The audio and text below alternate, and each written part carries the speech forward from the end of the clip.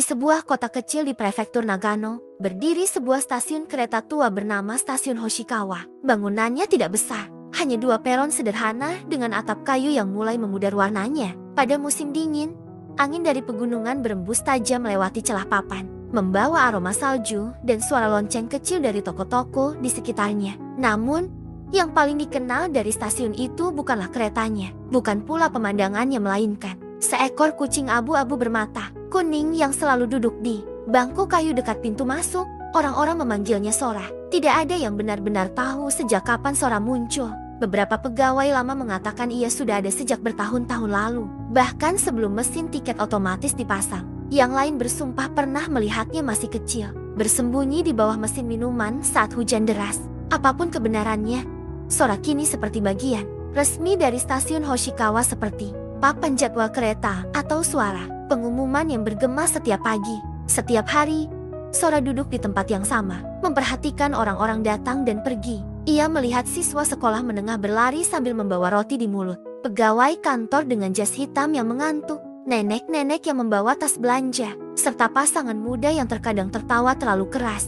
Kadang ada orang yang mengelus kepalanya, memberi sedikit makanan, atau hanya tersenyum singkat sebelum bergegas mengejar kereta. Bagi sebagian orang, Sora mungkin hanya kucing liar biasa, tetapi bagi banyak penumpang tetap, ia seperti penjaga diam yang menyaksikan kehidupan mereka bergerak setiap hari.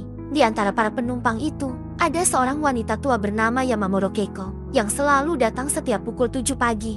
Ia tidak pernah benar-benar naik kereta. Ia hanya membeli kopi kaleng hangat dari mesin penjual otomatis, duduk di bangku yang sama dengan Sora, lalu menatap rel selama 10 atau 15 menit sebelum pulang. Awalnya orang-orang mengira ia menunggu seseorang, tetapi setelah bertahun-tahun, kebiasaan itu tetap sama tanpa siapapun datang menjemputnya. Suatu pagi musim semi, seorang pegawai stasiun baru bernama Takeda memperhatikan kebiasaan itu dan bertanya pelan, apakah nenek selalu datang hanya untuk duduk? Pegawai senior yang sudah lama bekerja di sana menjawab, suaminya dulu masinis. Ia meninggal 10 tahun lalu, katanya.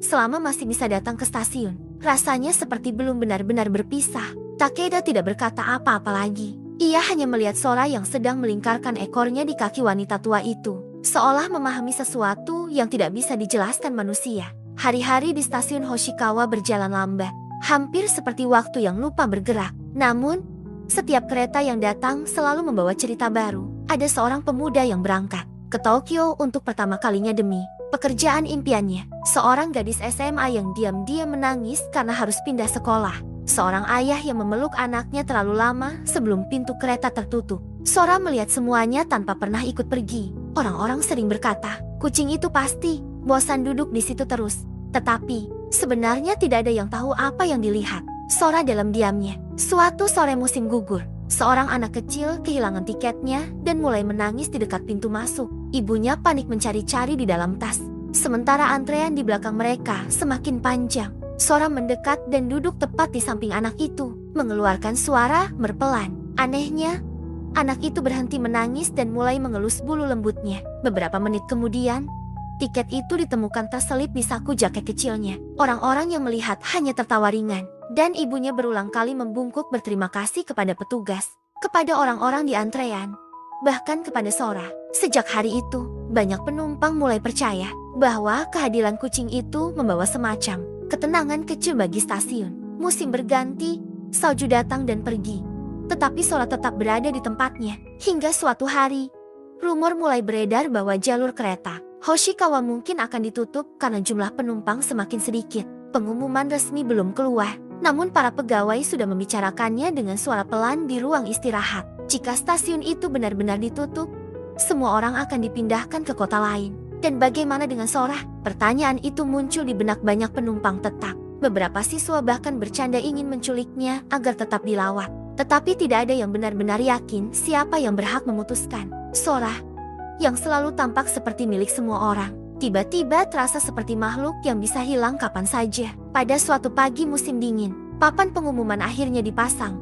Stasiun Hoshikawa akan berhenti beroperasi dalam 3 bulan. Hari itu, banyak penumpang berhenti lebih lama dari biasanya. Ada yang memotret bangunan stasiun, ada yang membeli souvenir kecil dari toko dekat pintu masuk. Yamamuro Keiko duduk lebih lama dari biasanya, memegang kopi kalengnya yang sudah dingin. Sora duduk di sampingnya seperti biasa, tidak mengetahui bahwa tempat yang selama ini menjadi dunianya mungkin segera berubah.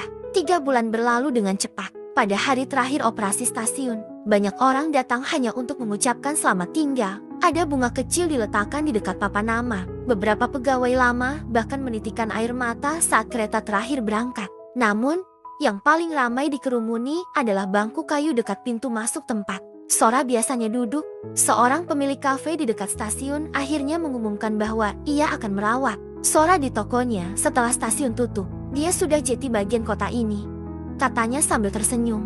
Banyak orang merasa lega mendengarnya. Ketika kereta terakhir menghilang di ujung rel, malam turun perlahan di Hoshikawa. Lampu stasiun satu persatu dimatikan. Para pegawai meninggalkan bangunan itu, membawa kotak-kotak barang pribadi mereka. Sebelum pergi, Takeda menoleh sekali lagi dan melihat Sora masih duduk di bangku kayu, menatap rel yang kini sunyi. Untuk pertama kalinya, tidak ada lagi orang yang datang atau pergi.